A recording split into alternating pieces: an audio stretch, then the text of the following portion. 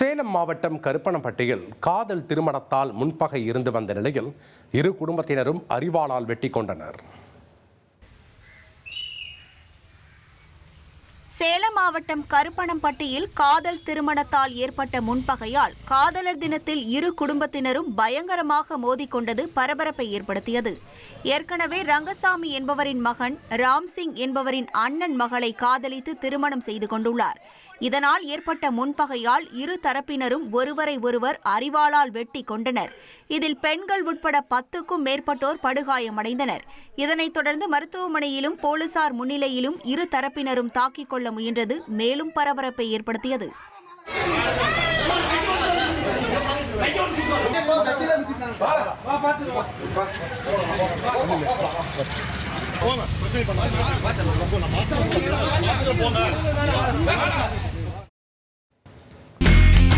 இனி செல்லும் இடமெல்லாம் செய்தி. தந்தி டிவியின் வாட்ஸ்அப் சேனலை ஃபாலோ பண்ணினா செல்ல இருக்கும் இடமெல்லாம் செய்தி. இதோ QR கோட் இப்பவே ஸ்கேன் பண்ணுங்க, ஃபாலோ பண்ணுங்க.